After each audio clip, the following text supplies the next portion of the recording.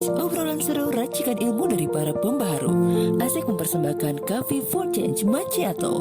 Meracik asa dari cerita hidup. Ayo temukan outstandingmu ibu. Menyajikan cerita perubahan dari para pembaharu yang menginspirasi para ibu untuk menemukan dirinya dan membangun jiwanya untuk bertumbuh dengan lebih percaya pada perannya.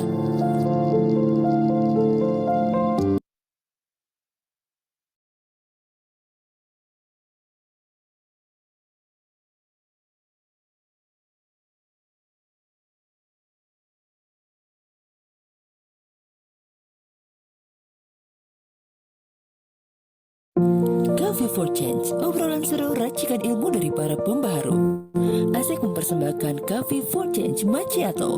Meracik asa dari cerita hidup. Ayo temukan outstandingmu ibu. Menyajikan cerita perubahan dari para pembaharu yang menginspirasi para ibu untuk menemukan dirinya dan membangun jiwanya untuk bertumbuh dengan lebih percaya pada perannya.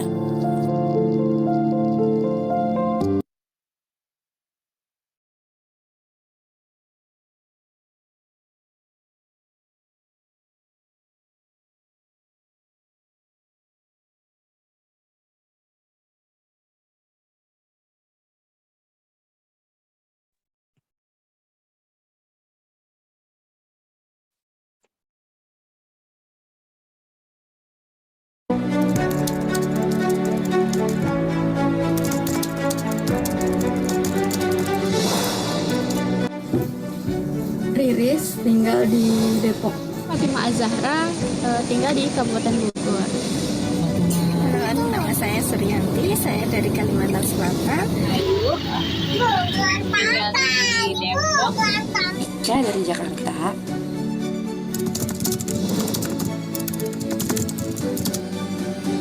Sebagai ibu rumah tangga.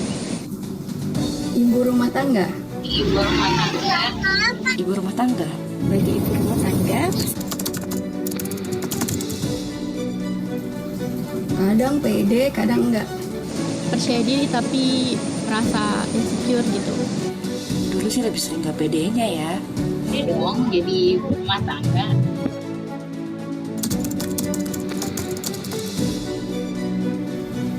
Pernah sih dulu waktu setelah resign. setelah melahirkan kedua. Ngeliat yang lain karirnya cemerlang. Sementara aku kok gini-gini aja ya. Kok nggak bisa gitu seperti ibu lain? Ngerasa kayak mengalami stagnasi peran gitu kan.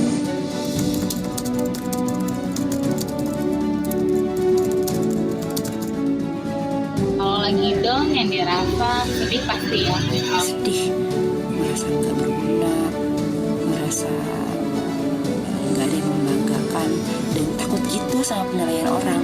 Sebagai ibu rumah tangga, terus ngerasa kadang nggak berkapasitas jadi ibu buat anak-anak. Ambil nafas dulu, refleksi diri dulu, kemudian baru balik lagi, start lagi, cari ilmu lagi.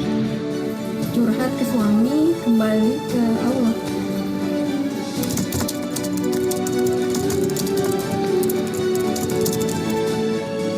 Nyari ilmu lagi, sama butuh temen sih.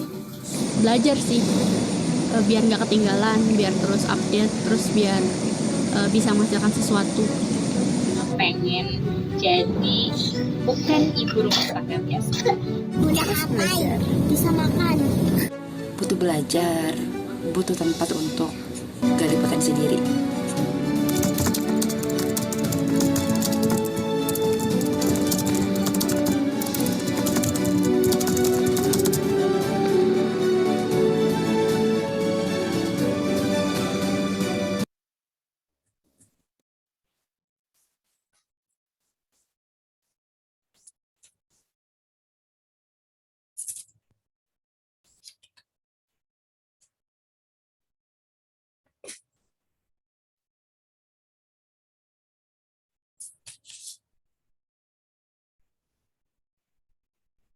Bismillahirrahmanirrahim. Assalamualaikum warahmatullahi wabarakatuh.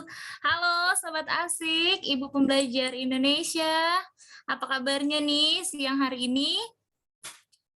Suara saya terdengar jelas ya? Jelas. Alhamdulillah. Alhamdulillah hari ini di siang yang lumayan cetar ya.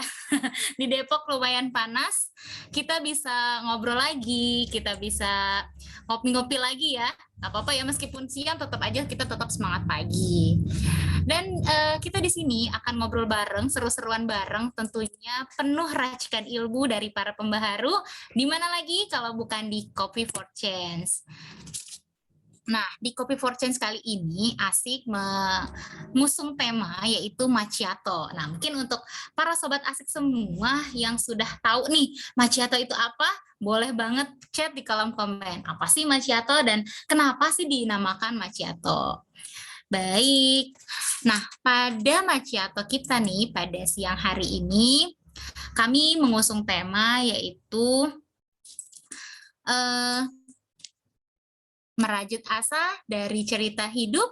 Ayo temukan outstandingmu ibu. Jadi ibu yang percaya diri, breaking the impossibility. Baik. Nah, sobat asik gimana? Tadi kita sudah di WhatsApp grup kita sudah ngobrol-ngobrol singkat ya tentang apa namanya tadi, kenapa sih kita jadi ibu nggak pede gitu ya. Dan kali ini kita akan mengulik-ngulik nih dari para pembaharu yang juga pastinya narasumber kita hari ini asik-asik semuanya. Dan kita akan ngopi-ngopi bareng dengan racikan-racikan ilmu dari para narasumber yang pastinya oke dan kece. Baik, sebelum itu perkenalkan dulu saya Ayu yang akan selaku pembawa acara pada siang hari ini akan membacakan tata tertib serta susunan acara pada siang hari ini. Untuk tata tertib bagi teman-teman dan sobat asik semua yang tidak berhalangan, silakan on kamera. Kemudian harap untuk menjaga keberlangsungan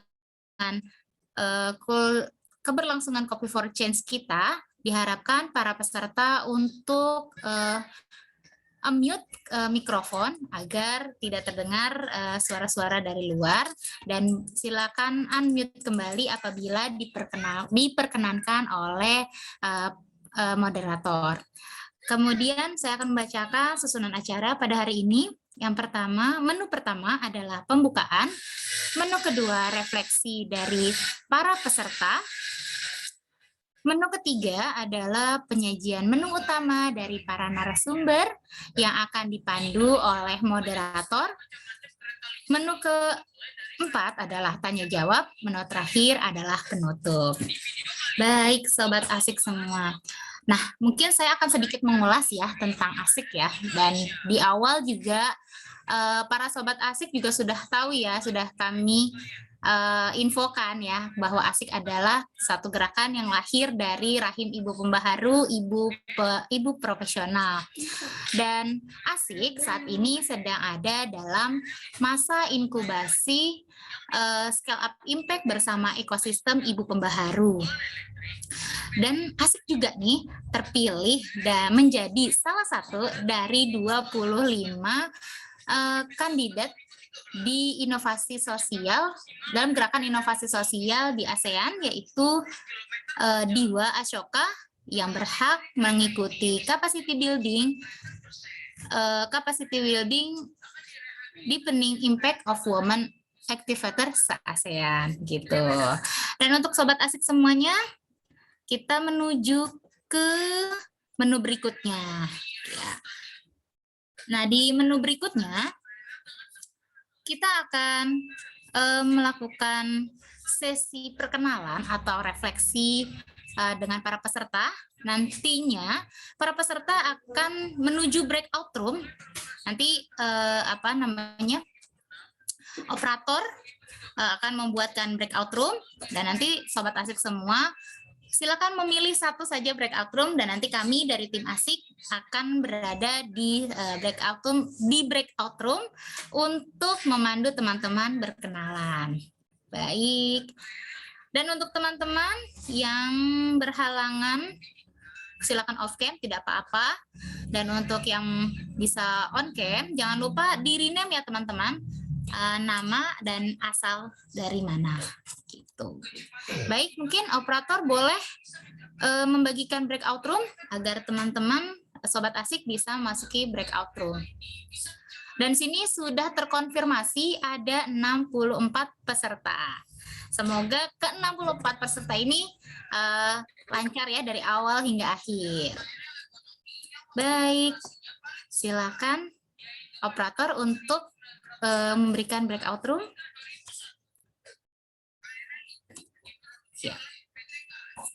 Ya, silakan teman-teman sudah memasuki breakout room-nya masing-masing.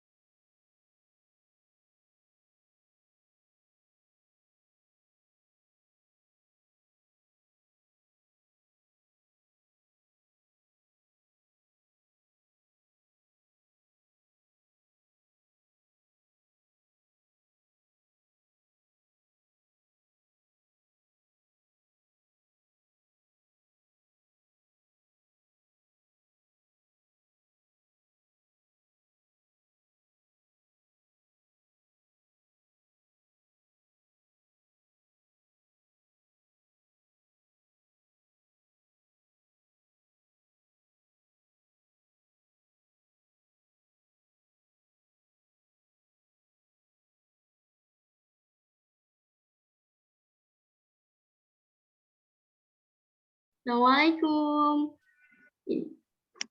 Waalaikumsalam warahmatullahi wabarakatuh. Di sini kita di break room berapa nih? Kita ada berlima, ada Mbak Neha, Mbak Indah, Mbak siapa nih? Mbak Anissa, kemudian Mbak Fairuz ya? Ya. Dan siapa lagi ya? Oh, sama saya dong. Monggo Mbak, mungkin tadi sesuai arahan berarti kita kenalan ya katanya. Mbak Indah juga ada. Kenalan sama diminta cerita-cerita kali ya yang dibahas juga, kenalannya seperti tadi yang ada di WA group. Coba. Siapa duluan nih? Siapa duluan? Dari saya dulu apa ya?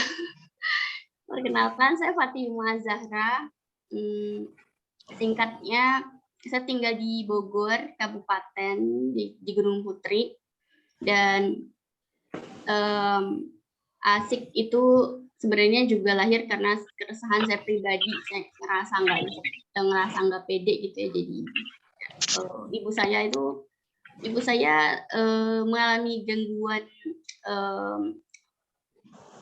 kejiwaan, mungkin bisa dibilang gitu. Jadi walaupun saya tumbuh dengan orang tua pengasuh, saya ngerasanya saya bisa nggak ya sih jadi ibu gitu. Kemudian saya juga ngerasa saya pernah melepas jadi ASN, terus saya lepas, terus jadi ibu rumah tangga, terus jadinya sekarang ngerasa apa ya, ngerasa kok gini-gini aja ya, terus kadang ngelihat teman-teman kok udah melejit ya, satset gitu. Jadi akhirnya timbul nggak pede gitu kalau ditanya jadi ibu rumah tangga, yang kadang selentingan itu, maksudnya perasaan itu muncul. Nah, gimana dengan Mbak nih? Mungkin waktu kita terbatas, silahkan yang mau cerita 1 menit.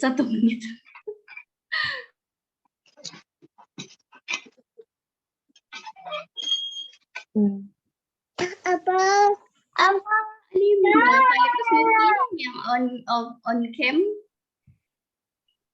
Dilanjut aku nggak apa-apa, Pak. Nggak apa-apa. Silakan. Ini waktunya nanti jalan terus. Oh ya. Bismillahirrahmanirrahim. Assalamualaikum warahmatullahi wabarakatuh. Waalaikumsalam Warahmatullahi wabarakatuh. Teman-teman semuanya, perkenalkan nama saya Fairuz Ganiah Nurmakia, biasa dipanggil Geni. Sekarang kegiatan saya ibu rumah tangga setelah 3 tahun menikah sama suami. Dulu saya di Bandung tinggalnya, kemudian ikut suami ke Bekasi kerja. Setelah itu 2 tahun di Bekasi, perusahaannya terdampak COVID, kemudian pindah ke Karawang. Sekarang jadi saya belum setahun di Karawang.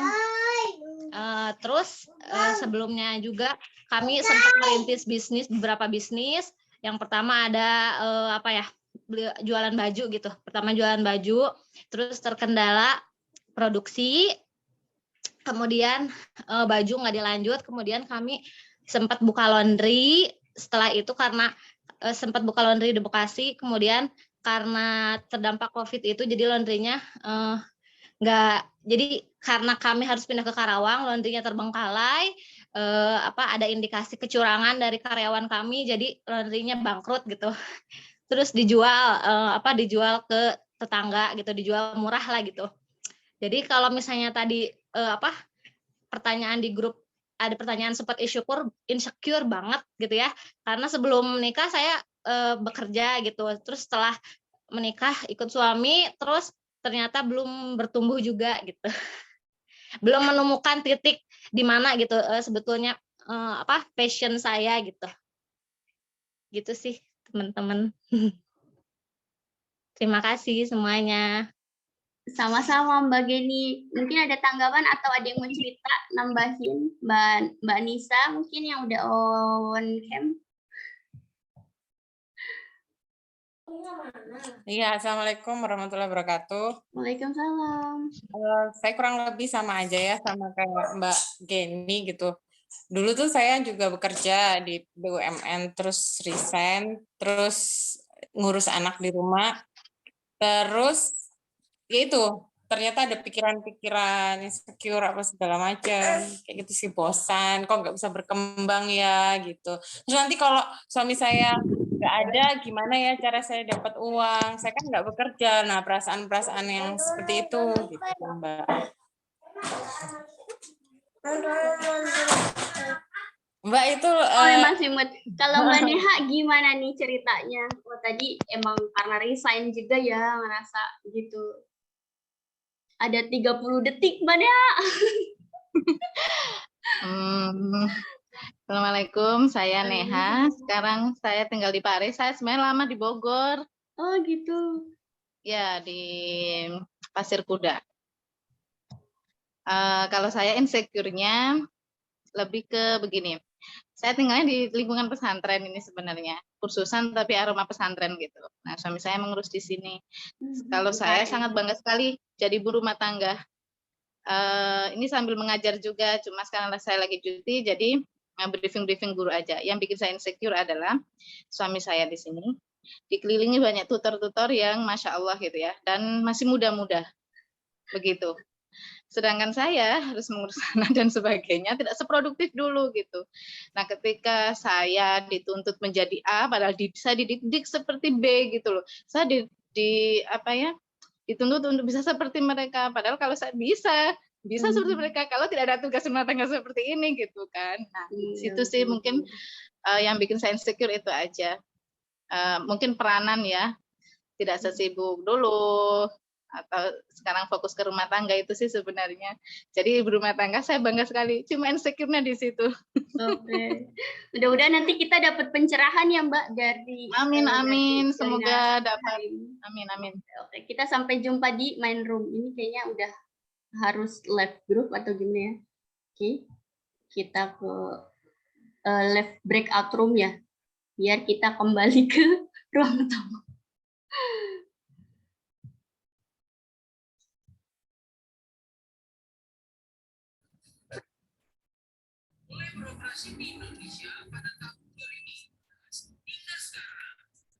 Iya. Moderator sudah hadirkah Mbak Fatima? Sudah. Alhamdulillah. Oke, alhamdulillah. Saya berikan ruangan utama ini kepada moderator, silakan diterima. Iya, alhamdulillah. Balik juga akhirnya ini sinyalnya agak goyang di sini, bandwidth-nya rendah katanya, tapi alhamdulillah bisa balik lagi ke ruang utama di main room-nya. Terima kasih Mak Ayu dan teman-teman semua. Gimana tadi di breakout room sempat ngobrol, sempat kenalan sama yang lain. Itu Masya Allah, walaupun sebentar, tapi mudah-mudahan tadi udah, wah iya ya, ada yang sama sepenanggungan gitu. Ada juga yang kasusnya sama kayak saya dan seterusnya. Jadi mudah-mudahan di obrolan Maci atau pada siang hari ini kita bisa sama-sama merajut asa dari cerita hidup gitu ya. Pinginnya teman-teman, sobat asik, para ibu di sini dan bahkan yang belum jadi ibu pun, yang belum menikah pun yang hadir, mudah-mudahan bisa mendapatkan cerita yang hidup gitu, menghidupkan jiwa kita dari teman-teman, dari tamu kita yang spesial pada hari ini. Sepertinya sudah hadir juga di tengah-tengah kita. Saya mau menyapa dulu, ada Ustazah Meti mungkin sudah hadir dan Mbak Sarah, mudah-mudahan sudah hadir. Nah ini dia, mudah-mudahan. Assalamualaikum Ustazah, ada Mbak Sarahnya juga. Warahmatullahi wabarakatuh. Oke, sebentar ini belum kita pin juga. Assalamualaikum Mbak Sarah, Masya Allah ini udah hadir di tengah-tengah kita dan ada kurang lebih ada 6.000 umahat gitu ya, para ibu, para muslimah yang hadir pada siang hari ini. Sebelum kita ngobrol-ngobrol dan masih semangat tadi ya, Bismillah kita buka juga obrolan kita pada siang hari ini dengan baca basmalah. Tadi kalau ada yang luput, semoga makin berkah. Kemudian yang masih belum mesen macchiatonya sambil senderan, silakan supaya lebih lebih enak lagi kita ngobrolnya siang-siang hari ini. Dan kita ini dulu ya, kita foto bareng dulu, masih segar, mungkin anak belum pada manggil, kita foto bareng dulu ya Ustazah, Mbak Sarah sama teman-teman. Mungkin bisa dipersiapkan sama Mbak Riris ya. Oke, ini sudah siapkah?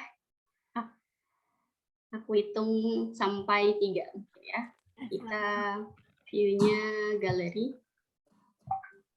Oke, Bismillah, 1, 2, 3.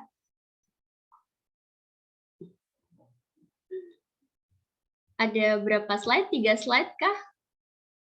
Masih ditahan senyumnya yang buka kamera. 1, 2, 3. Masya Allah. Lagi. Masih ada 1 slide lagi, 1, 2, 3. Terima kasih banyak. Oke, mudah-mudahan ini semangat terus dan kita hari ini kedatangan dua teman belajar, 2 narasumber, 2 tamu istimewa, ada Mbak Sarah, Julia Sarah Rangkuti, dan Ustazah Meti. Sebelum kenalan lebih lanjut kita ngobrol-ngobrol di Macchiato ini, tadi teman-teman udah kenalan ya, kenapa sih akhirnya dibuat acara Macchiato, karena ini merupakan bagian kita mengambil inspirasi dari para pelaku perubahan, para pembaharu.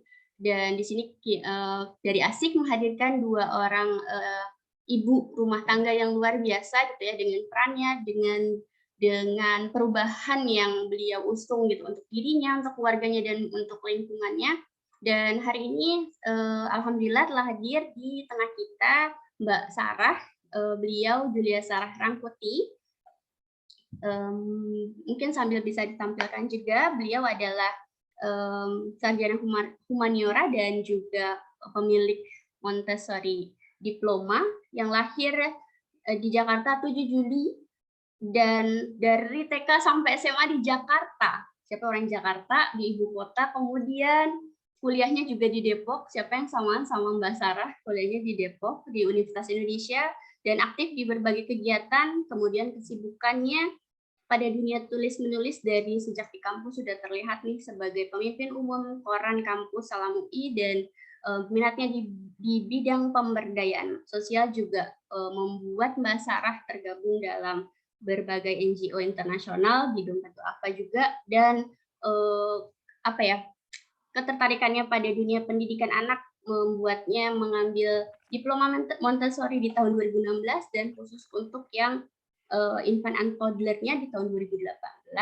Juga minatnya di bidang Quran dan parenting juga nih banyak mengikuti akademi keluarga dan Quran yang ada di mana nih? Sudah terselenggara oleh Akademi Siroh, Akademi Keluarga dan seterusnya. Beliau juga adalah ibu dari 5 orang anak, tapi si kembarnya tahun lalu ya Mbak ya. Jadi sekarang ada 4 orang anak, yaitu Kenzi, Kesha, Kaira, dan Hadijah. Jadi Masya Allah beliau adalah salah satu tamu kita siang hari ini. Dan ada juga Ustazah Meti, mungkin perkenalan singkatnya, beliau kiprahnya luar biasa juga, seorang ibu. Mungkin teman-teman nih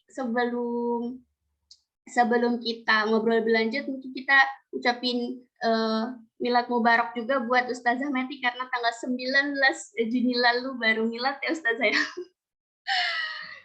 Beliau adalah ibu dari 7 orang anak nih, Masya Allah. Dan S1-nya beliau di ekonomi bisnis, kemudian melanjutkan Mahat Ali, kemudian S2-nya di ekonomi keuangan di UI Jogja, kemudian sedang menyelesaikan doktoralnya di ekonomi syariah UIN Sunan Kalijaga Jogja.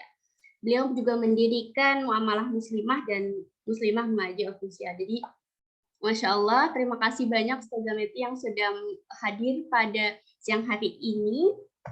Mudah-mudahan kita bisa ngobrol banyak. Dan gimana nih kabarnya Mbak Sarah dan Ustazah Meti, mungkin bisa menyapa teman-teman juga nih sambil menyeruput macchiato-nya. Teman-teman juga boleh ya, silakan di kolom komentar yang mau merespon atau memberi pertanyaan, ngobrol bareng sama Mbak Sarah dan Ustazah Meti, bisa interaktif aja. Monggo silahkan, siapa dua nih, Mbak Sarah dulu mungkin atau Ustazah Meti?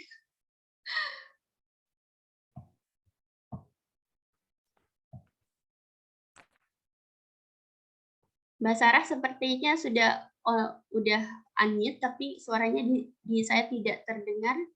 Aman ya? Assalamualaikum. Waalaikumsalam warahmatullahi. Waalaikumsalam.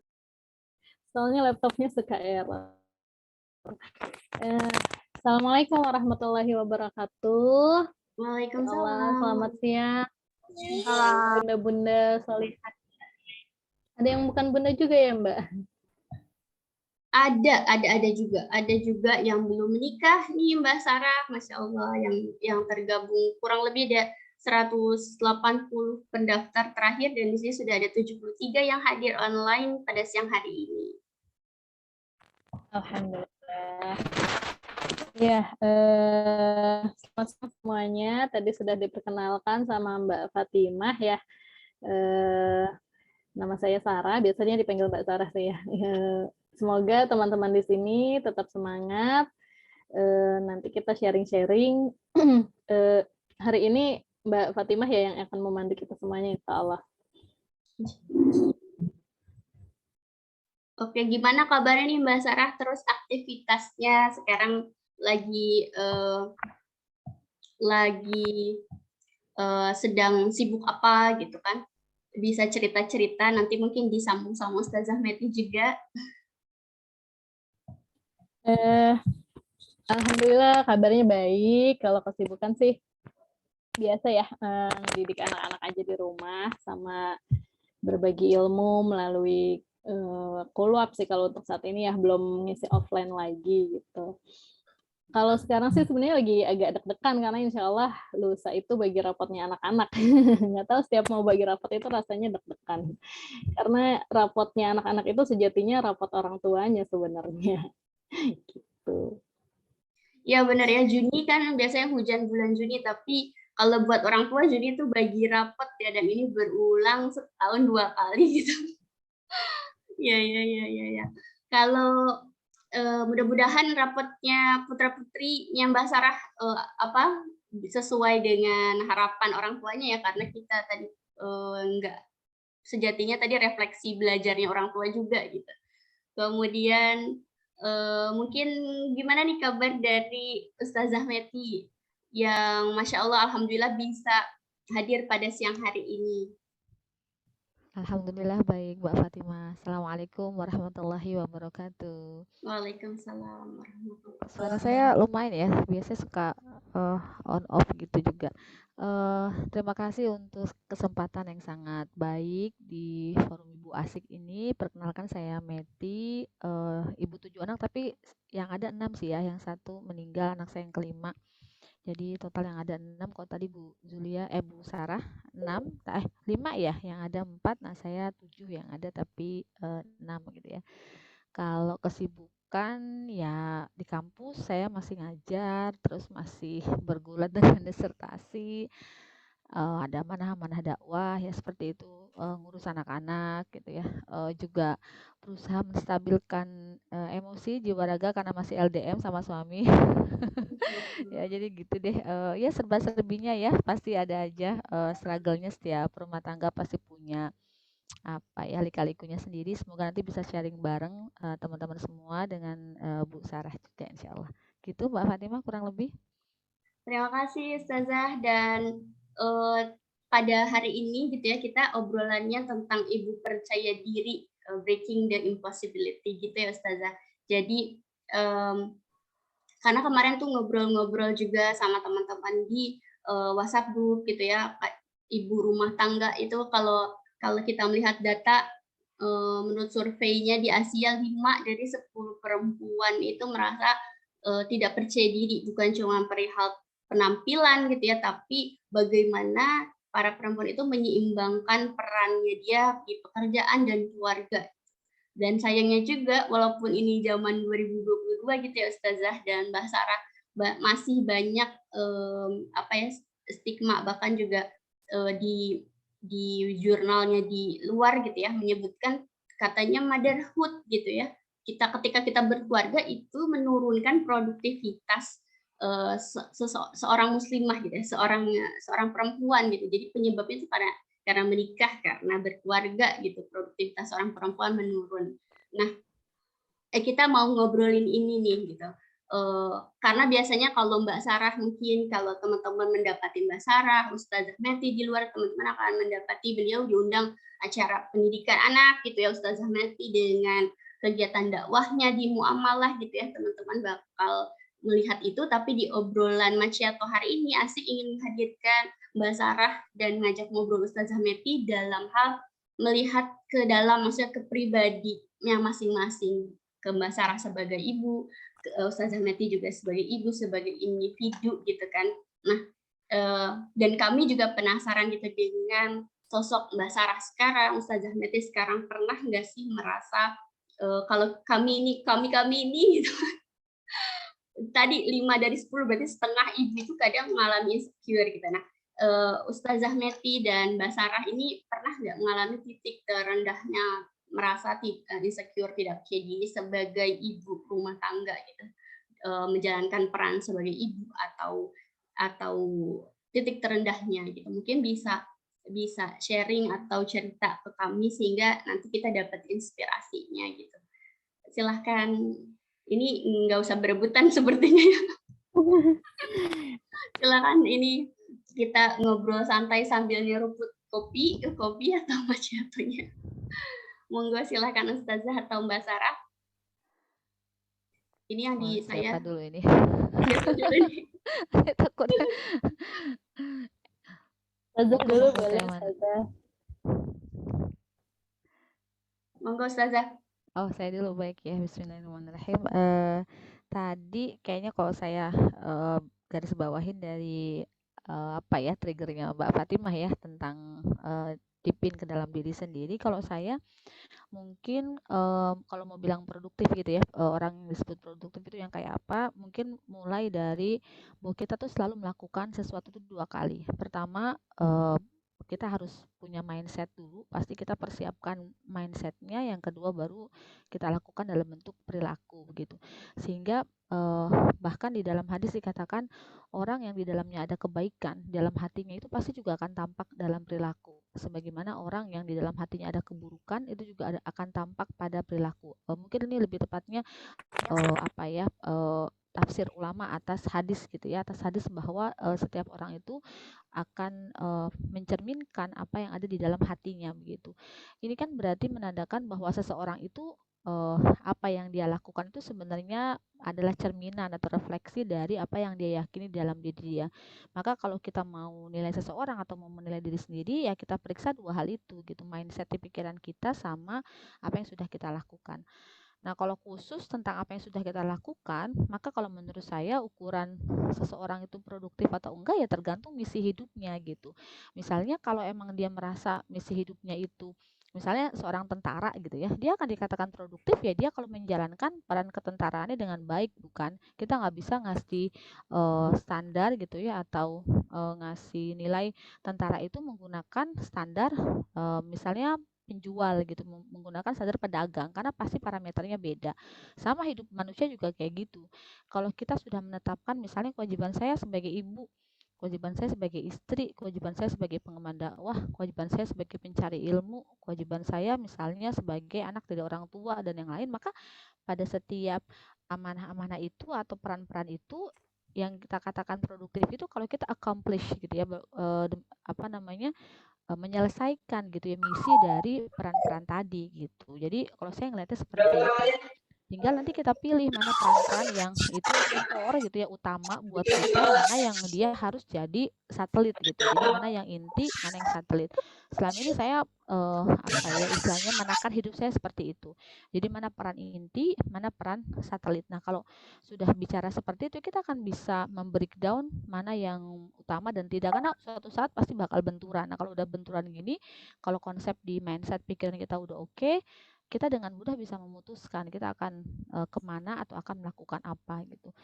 Mungkin sedikit pengalaman saat saya punya anak yang kelima ya itu kan kebetulan saat saya sedang studi S3 sudah deadline, tetapi kebetulan anak saya yang kelima itu mengalami hipoplasia paru. Jadi sejak lahir atau bahkan sejak dalam kandungan paru-parunya itu hanya ada sebelah. Jadi nggak benar-benar nggak ada gitu, hanya ada ruangannya tapi tidak ada serat parunya. Sehingga saya harus mendampingi di rumah sakit selama 3,5 bulan nonstop gitu ya di rumah sakit di NICU karena yang boleh masuk hanya ibu. Saat itu saya harus memutuskan apakah saya mau lanjut kuliah gitu ya menyelesaikan disertasi atau saya jagain anak gitu. Itu kan sebenarnya dua core yang satu di publik menuntut ilmu karena saya sudah canangkan bahwa menuntut ilmu itu adalah peran publik yang saya jadikan sebagai target hidup saya.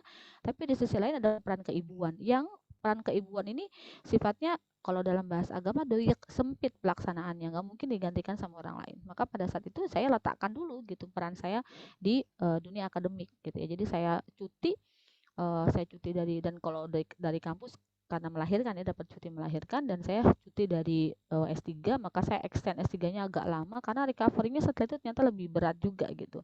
Sampai anak saya nggak ada, ternyata nggak semudah itu juga balik ke panggung gitu ya, balik ke publik gitu dan apalagi saya punya 4 anak yang juga harus saya tangani tentu saja kan selain yang kelima ini. Nah, itu cuma satu contoh bahwa kadang-kadang kita akan ketemu nih kalau kita punya peran inti sama peran-peran yang di satelit itu ketika dia bentrok gitu. Maka saya dalam terminologi saya seseorang akan dikatakan produktif ya tergantung misi hidupnya mau apa gitu. Jadi kita mungkin nggak bisa nerapin standar kita atau performa kita kepada orang lain. Kalau emang misalnya kayak Bu Sarah gitu ya, menulis itu adalah jalan dakwahnya Bu Sarah misalnya, otomatis kan tingkat produktivitas Bu Sarah beda sama saya gitu kan. Nah, karena tadi ada peran-peran yang kita pilih yang memang itu kita harapkan impactful kepada umat gitu. Jadi yang pertama menurut saya tergantung misi dan kedua seberapa impactful itu kepada umat. Karena semakin impactful itu kepada umat, maka mudah-mudahan pahala jariah atau pahala ilmu yang bermanfaat itu juga semakin mengalir deras ke kita gitu. Karena dengan waktu yang sesingkat ini di dalam kehidupan, menurut saya kita harus pintar memilih aktivitas-aktivitas yang efek multiplier-nya itu besar gitu. Jadi kita nggak boleh menurut saya ke distract gitu ya, ke distract sama aktivitas-aktivitas yang itu remeh, temeh, sepele. Karena kenapa hidup terlalu singkat untuk seperti itu? Sehingga carilah amal-amal dengan impact yang besar, yang multiplier-nya juga besar gitu. Karena kita butuh itu sebagai modal kita untuk menggapai kehidupan akhirat gitu. Nah, dari situ maka pasti itu akan ke breakdown dan nanti akan ada pilihan-pilihan datang, diskusi dengan suami, dengan anak-anak, membentuk keluarga, memilih sekolah mana, memilih tinggal di mana, apapun pilihan-pilihan hidup pasti akan ngepek dan pengaruh sama seberapa impactful yang kita mau lakukan dalam kehidupan ini gitu. Makanya di moto itu sebenarnya remind buat diri saya sendiri ya. Saya selalu bilang saya ingin memberi bobot pada bumi gitu dengan kalimat la ilaha illallah, pada ilmu pengetahuan, sakafah Islam, dan dakwah Islam ideologis. Itu peran publik yang saya canangkan jadi puzzle kehidupan saya, yang salah satunya nggak ada itu bukan saya. Kalau di internal itu sudah inherent ya, Bu. Saya seorang ibu, saya seorang istri gitu ya, itu defaultnya lah ya, default kita nggak mungkin bisa kita lepas. Tapi peran publik itu kan bisa kita pilih gitu, dari mulai yang wajibnya fardiyah sampai wajibnya yang kifayah gitu.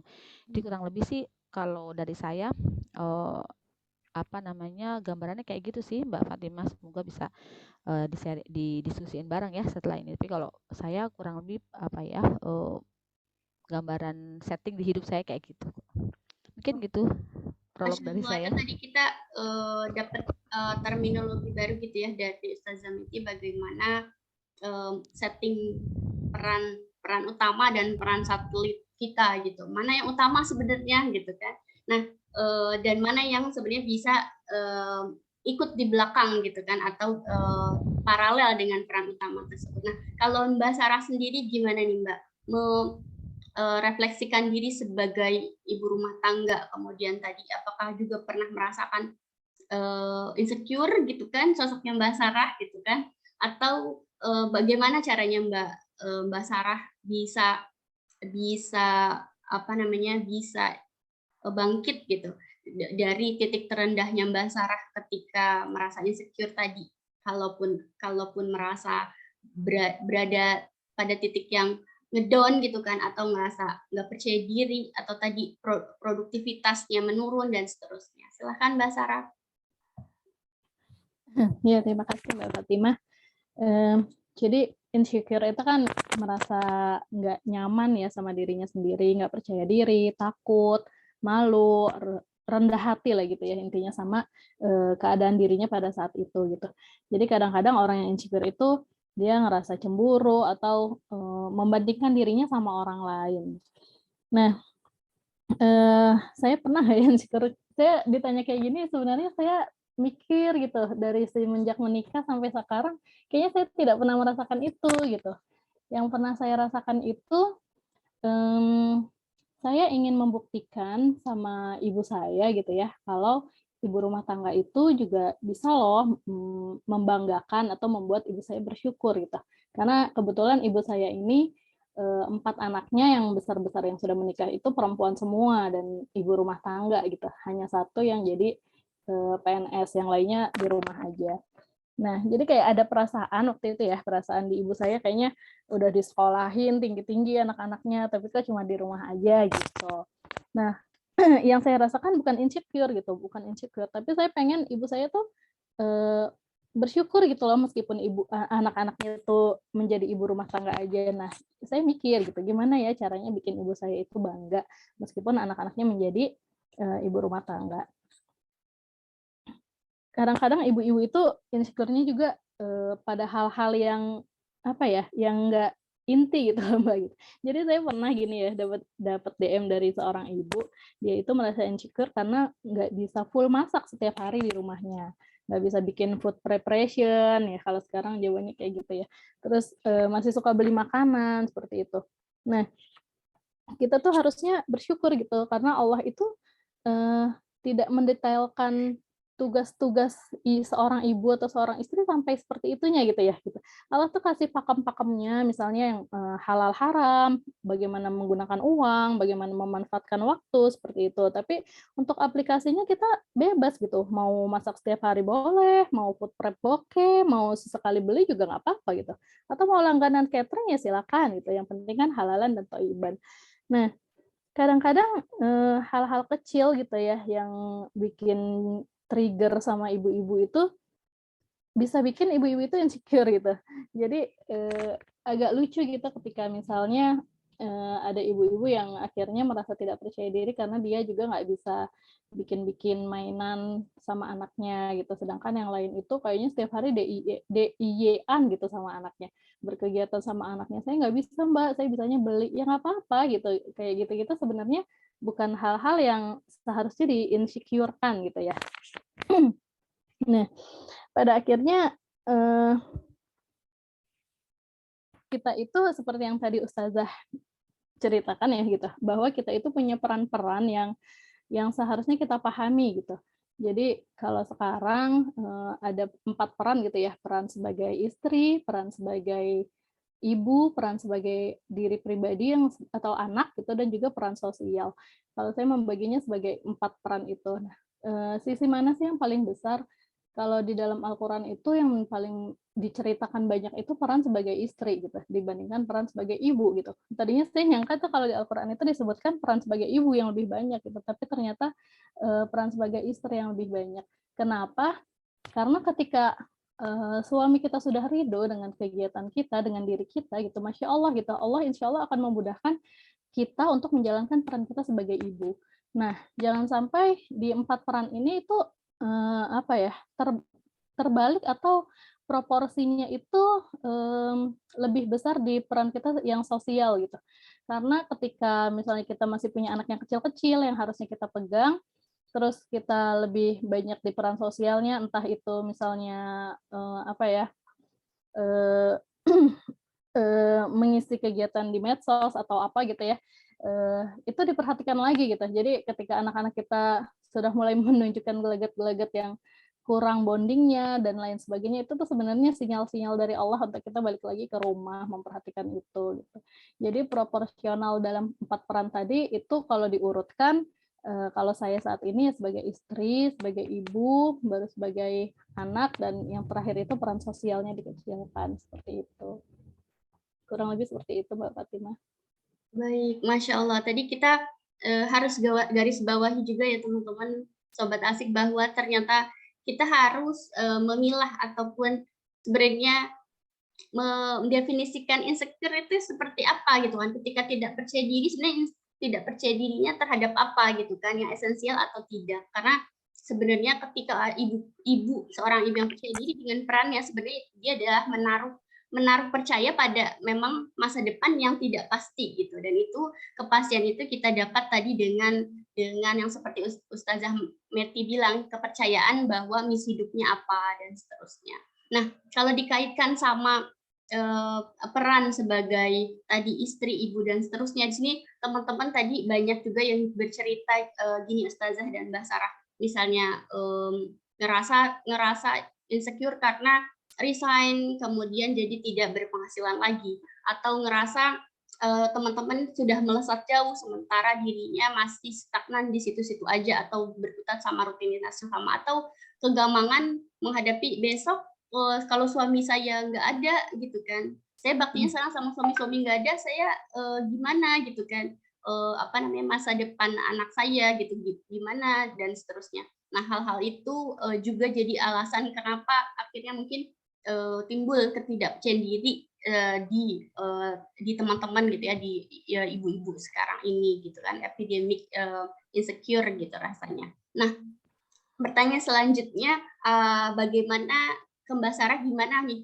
korelasinya antara peran ibu dan tadi sebagai pendidik kita, dan kalau pertanyaan ke Ustazah Meti, apakah sebenarnya indikator produktivitas itu selalu diukur dengan materi gitu ya, dengan produktivitas itu selalu diukur dengan kita menghasilkan rupiah ataupun penghasilan yang diukur ketika kita dibayar. Nah, mungkin ada tanggapan dan sharing dari Ustazah Meti dan Mbak Sarah. Siapa duluan ya? Ke Mbak Sarah dulu kali ya, terkait tadi ibu dan sebagai pendidik buat anak-anak. Ya, sebagai ibu dan anak-anak, kalau tadi ya sebenarnya banyak sih, benar Mbak, benar banyak ya, yang ketika resign itu dan terus di rumah aja itu dia jadi insecure tuh banyak gitu.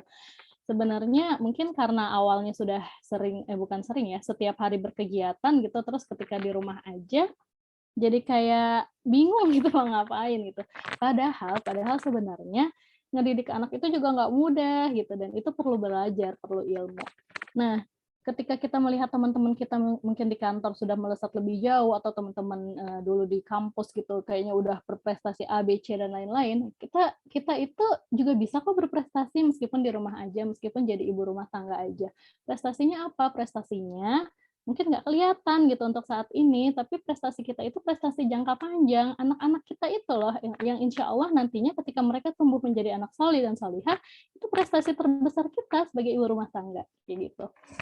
Jadi ketika yang tadinya merasa nggak punya kerjaan, ya mulai sekarang belajar gitu, belajar gimana sih caranya jadi istri yang solihah, qanitat, hafizah lil ghaib, gimana sih caranya kita bisa jadi ibu rumah tangga yang penyayang, yang sabar sama anak-anak gitu.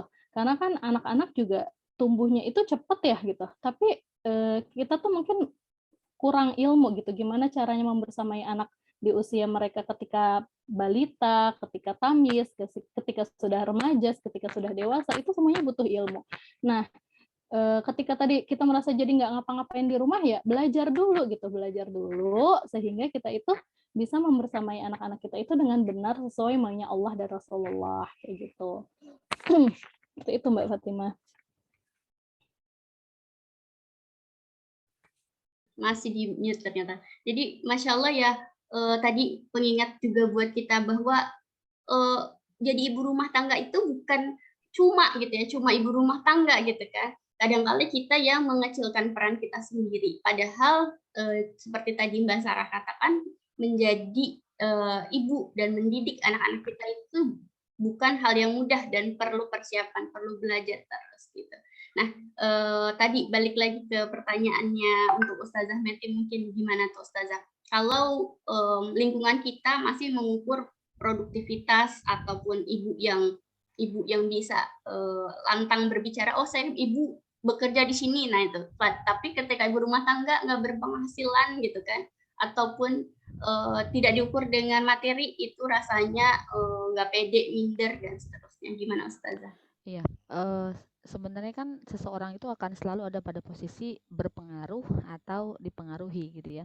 Kita harus sadari bahwa tata nilai di luar sana itu sudah sangat rusak gitu. Maka jangan serahkan kualitas hidup kita itu pada tata nilai di luar sana yang benar salahnya itu sangat tidak bisa dipertanggungjawabkan, tidak berasal dari nilai-nilai Islam dan sebagainya. Maka yang sangat mungkin kita lakukan adalah memperbaiki mindset yang ada di dalam benak kita gitu. Sama sekali nggak tepat ya kalau ada orang yang mengatakan bahwa produktif itu adalah ketika dia memberikan kontribusi secara ekonomi.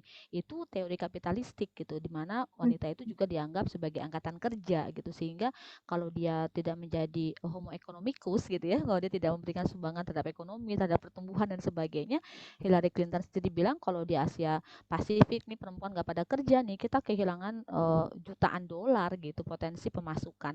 Artinya jangan mau gitu kita di remote sama orang lain, apalagi dimanipulasi gitu ya untuk peran-peran yang sebenarnya tidak menjadi tanggung jawab kita.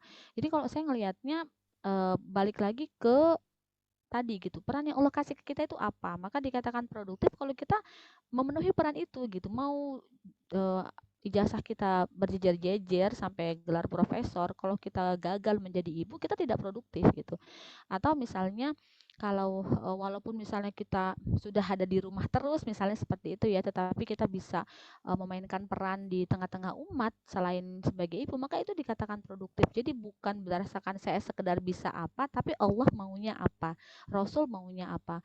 Benar banget kata Mbak Sarah tadi, kita perlu sangat belajar untuk tahu mana hak, mana kewajiban kita, perlu kita detailin. Oke, saya perlu nggak nih masuk ke ranah publik? Saya kan seorang ibu. Kalau mau masuk ke ranah publik, peran apa saja sih yang diwajibkan Allah, mana yang disunahkan, mana yang dimubahkan. Kalau peran di dalam di domestik, peran mana yang wajib, peran mana yang sebenarnya dia adalah hanya pendukung, kayak misalnya tadi masak gitu ya, Mbak Sarah kan tadi sempat sebutin nggak ada detailnya tuh perempuan harus masak. Rasulullah SAW memberikan koror atau takrir kepada keluarga Fatimah Az-Zahra radhiyallahu anha bahwa Fatimah mengurus urusan di dalam rumah, Ali bin Abi Thalib radhiyallahu anhu mengurus urusan di luar rumah. Lalu para ulama membreakdown itu bahwa urusan pengaturan rumah tangga, urusan sebagai istri itu urusan yang berhubungan dengan dalam rumah itu urusan istri. Maka breakdown ini ya tergantung kemampuan kita. Maka ulama mengatakan haram kalau di awal kita langsung kasih bendera putih, saya nggak sanggup masak, saya nggak sanggup ngurus anak, saya nggak sanggup nyuci, nggak boleh. Kita harus maksimalkan dulu karena memang peran kita itu secara domestik itu. Sampai kita merasa tidak mampu karena overload, maka suami sebagai kepala keluarga harus turun tangan untuk bantu. Kalau dia tidak bisa bantu, maka datangkan yang membantu. Nah, misalnya seperti itu. Jadi Islam tuh sudah punya semua aturan mainnya. Kadang-kadang gara-gara kita nggak mau cari Islam, kita jadi tersesat gitu ya. Kita jadi nggak punya ini nilai yang mau saya adop yang mana. Jadi kalau saya ngelihatnya ibu-ibu ini mereka kehilangan tata nilai yang harus mereka adopsi di dalam rumah sehingga mereka mencari kemana-mana berburu secara acak gitu ya, random. Akhirnya bentukan keluarganya menjadi random juga gitu loh. Padahal kalau kita pakai nilai-nilai Islam itu panduannya sudah sangat kokoh, tinggal kita improvisasi sesuai dengan variasi di rumah masing-masing gitu kan. Misalnya yang penting itu kan pakaian tercuci bersih. Laundry kan nggak ada masalah, nggak harus kita kucek, bisa juga pakai mesin cuci. Itu kan aspek-aspek usul, aspek-aspek teknis yang bisa diatasi. Jangan sampai gara-gara perkara teknis malah justru perkara utama misalnya dampingin anak di masa golden age-nya atau di masa misalnya dari mulai dia toddlernya sampai nanti remajanya kita nggak dampingin gara-gara kita sibuk nyuci misalnya gitu ya. Jadi gitu sih, mungkin produktif sama sekali nggak ada hubungannya sama bahwa kita harus menghasilkan secara ekonomi. Kalau menurut saya produktif itu adalah kita menyelesaikan misi kita secara sempurna. Nah berarti untuk tahu misinya apa, ya kita harus belajar peran kita yang wajib apa, yang fardiyah apa, yang peran kifayah yang sebenarnya kita mau ambil peran itu dan karena kita mampu itu apa, baru turun ke yang sunnah, baru turun ke yang mubah. Dan bekerja bagi perempuan itu sebenarnya mubah aja, nggak semua orang melakukan itu gitu. Ketika saya milih saya di kampus dulu, motivasi saya bukan untuk cari uang, tapi karena saya suka kepada ilmu pengetahuan dan saya merasa saya perlu bergabung dengan universitas tertentu agar saya bisa mengikuti perkembangan dan sebagai banyak lah ya pertimbangannya gitu. Jadi kurang lebih gitu deh. Masya Allah. Jadi tadi ya, konteks ibu rumah tangga itu bukan hanya yang ada di dalam rumah gitu ya, stay at home gitu kan, tapi juga kalau definisinya di berbagai penelitian atau KBBI sekalipun adalah seorang istri gitu ya, yang udah menikah walaupun belum punya anak sekalipun, tapi dia sudah memiliki kewajiban untuk mengurus rumah tangga. Dan itu tadi yang dikatakan sama Ustazah Meti sebagai amanah kita sebenarnya, misi hidup kita tuh apa gitu, itu yang diselesaikan lebih dahulu. Ini saya jadi teringat akhir tahun lalu Ustazah dan Mbak Sarah di Ibu Profesional yang disampaikan oleh Ibu foundernya, Ibu Septipeni Wulandani, itu kita mengikrarkan juga di konferensi Ibu Pembaharu bahwa di poin 1.b itu katakan bahwa kita menyuarakan ibu rumah tangga itu bukan pengangguran, yang kami ini berkontribusi untuk mendidik negeri ini sebagai pendidik generasi, sehingga tidak adil apabila negeri ini hanya mengukur produktivitas perempuan berdasarkan kontribusi pekerjaan yang dibayar. Sedangkan pekerjaan dan produktivitas perempuan di aspek domestik tidak pernah diperhitungkan. Jadi salam juga dari Ibu Septipeni Wulandani. Hari ini beliau juga sebenarnya ingin bergabung hadir, tapi ada berbarengan dengan technical meeting Ibu Pembelajar. Jadi salam untuk Mbak Sarah, Ustazah Meti, dan teman-teman semua di sini. Jadi kita juga dapat perspektif yang sama ya, kita sama-sama di sini, Masya Allah. Baik Mbak Sarah, Ustazah Meti, kita memiliki tadi 4 yang sama, bahwa kita nih harus diluruskan lagi nih ya Ustazah Meti dan Mbak Sarah, bahwa ibu rumah tangga itu tidak hanya yang tadi dikatakan yang produktif, yang menghasilkan, atau kita harus memaknai lagi apa sebenarnya konsep insecure atau tidak percaya diri kita. Apakah karena kita tidak mengenal diri sendiri, tidak mengenal misi dan peran kita sebagai manusia, sebagai orang istri gitu kan, sebagai ibu. Nah itu yang harus kita cari tahu lagi, kita pelajari lagi. Nah mungkin karena kita obrolannya ini harusnya lebih santai lagi ya, sambil senderan mungkin di kursinya. Teman-teman, ini udah banyak banget Mbak Sarah dan Ustazah Meti yang bertanya di kolom komentar. Ini saya kasih kesempatan juga. Mungkin ada yang mau bertanya langsung, karena kita nanti obrolannya biar lebih interaktif lagi, karena ini di Macchiato. Kita gali inspirasi, kita dari cerita-cerita dan dari teman-teman juga, karena semua guru, semua murid juga di sini. Silakan, ada yang mau raise hand mungkin, atau akan dibacakan? Oh, udah ada. Pertanyaannya singkat dan lugas, mungkin dari pertama dari siapa ya? Dari Mbak Anissa nih ya. Assalamualaikum warahmatullahi wabarakatuh. Silakan Mbak Anissa. Iya, terima kasih Mbak atas kesempatannya. Ini saya tadi kan menyimak Ustazah ya tentang memilih peran mana yang sepele dan yang tidak sepele kayak gitu. Nah itu tuh contohnya itu seperti apa gitu yang pertama. Terus yang kedua, ketika memang ini ya misalnya nih ada insecure dalam hal ini gimana ya, kalau saya itu nggak punya skill gitu untuk masa depan, kan selama ini kan ekonomi pasti kan ditopang sama suami karena suami kan bekerja. Nah bagaimana jika suami ini nggak ada gitu, nanti saya harus gimana gitu kan, itu loh pertanyaan akan hal itu loh. Walaupun memang benar ya kita harus bergantung kepada Allah, memang benar itu gitu, tapi realitanya itu untuk menerima itu kayak susah gitu. Terus otomatis akhirnya mendorong ibu-ibu akhirnya, oh ya udah kita mulai bisnis nih untuk jaga-jaga nih kalau suami nggak ada gitu kan. Akhirnya mulai bisnis itu kan macam-macam ya, berdagang online, mulai dari bikin kue lah, online lah. Tapi kan saya pernah jualan online, tapi saya punya toko online, tapi saat saya menjalani peran berbisnis itu terasa banget sebenarnya anak itu nggak kepegang gitu. Anak itu akan disubstitusikan kepada yang lain tuh pasti. Sedangkan kalau kita memegang anak itu kayak menghasilkan uang, mulai berbisnis itu kayak ya nggak bisa gitu loh. Jadi kayak di situ loh saya itu ininya galaunya gitu. Mbak Anissa udah ditangkap pertanyaannya, mudah-mudahan bisa dijawab ke Ustazah Meti ya. Mungkin terima kasih banyak. Ke Mbak Sarahnya, silahkan. Oke, sih. Baik, langsung aja kali ya. Pertama tentang mana yang sepele, mana yang tidak. Kalau saya ngelihatnya dari impactful-nya ya, dari seberapa dia berpengaruh kepada banyak hal gitu, kepada misi kita. Kayak misalnya kapan kita outsourcingkan pengasuhan anak. Itu kan dalam Islam sebenarnya ada kaidahnya gitu. Dalam fikih pengasuhan ya, fikih hadonah itu ada kaidahnya. Kapan harus dipegang orang tua, kapan kita bisa outsourcingkan kepada pihak lain, dan itu menurut saya perlu dibahas gitu ya oleh kita semua. Kalau tadi masalah sepele atau enggak, saya ngukurnya dari ke-impactfulannya ya, dari seberapa dia berpengaruh kepada umat gitu. Dan termasuk peran sebagai ibu rumah tangga, kalau itu udah kewajiban sebenarnya nggak bisa diukur ya impactfulnya ya. Kenapa? Karena itu pasti sesuatu yang amat sangat penting. Bayangkan kalau kita nggak punya attachment bonding yang sangat kuat dengan anak, mereka ada masalah, mereka nggak curhat ke kita, mereka butuh sesuatu, mereka nggak tanya sama kita nggak punya value yang kuat di mereka, tapi mereka sudah dapat value dari society, dapat value dari sekolah. Yang itu tadi kita bahkan ngerasa sendiri kan betapa di luar sana tuh tata nilai udah rusak banget gitu loh.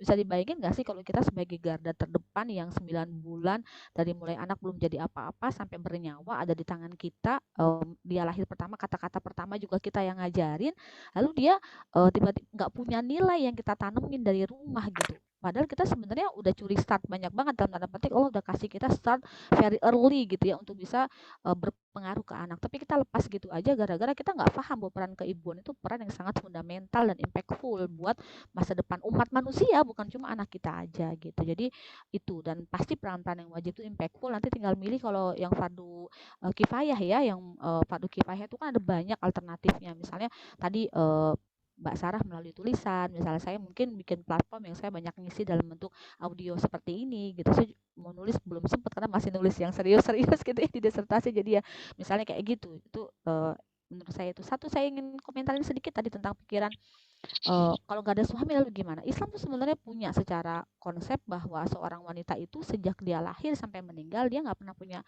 kewajiban menafkahi dirinya sendiri. Nanti ada walinya, dia akan kembali kepada walinya dari pihak ayah gitu ya. Itu kalau dari sisi konsepnya. Cuma kalau dari sisi paradigmatik, kita harus selalu memperbaharui tawakal kita. Itu kan bisikan syaiton yang memberikan kita rasa khawatir pada sesuatu yang belum tentu terjadi.